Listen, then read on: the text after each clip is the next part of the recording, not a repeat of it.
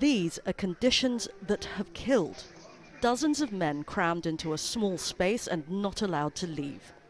Since January, 8 men have died in detention centres run by the Thai Immigration Department.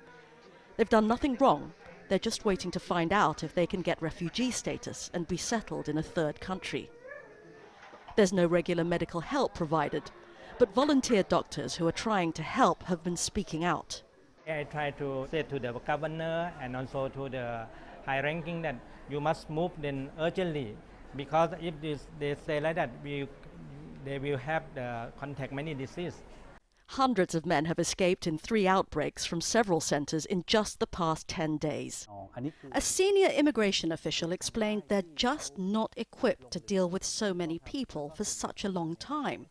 He says the government has plans to improve the situation, but won't grant Rohingya migrant worker status. If the Rohingyas come into work and they behave well, then it's no problem. But if they commit crimes, for example harassment, killing, stealing, how can we trace them? There are no names, addresses or people to vouch for them. There has to be a balance of national security and humanity. They're in Thailand because of the waves of what one international human rights group is calling ethnic cleansing, wiping out Muslim communities in Western Myanmar. It's become so terrifying that for the first time this year, women and children are joining men in the exodus. Their shelters in Thailand are better than the men's detention centres, but there's still a sense of frustration and grief. We were asked not to show any of the people's faces.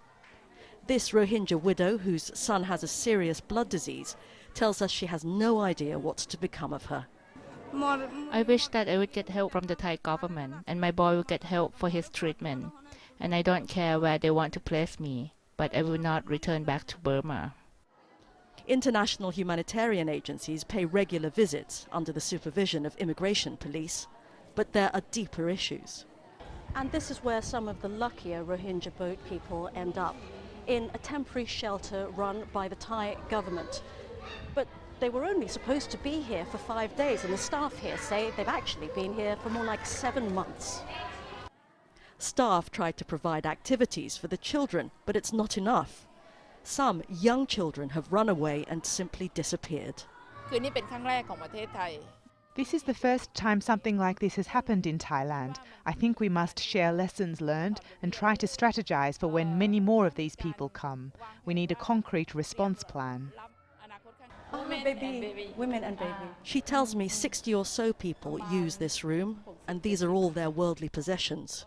Researchers say governments in the region, not just Thailand, simply aren't prepared for the boatloads of Rohingya expected to arrive when the sailing season begins again. No one seems to be able to answer the big question. What is to become of a people orphaned by the world? Veronica Pedrosa, Al Jazeera, SONGKHLA, Thailand.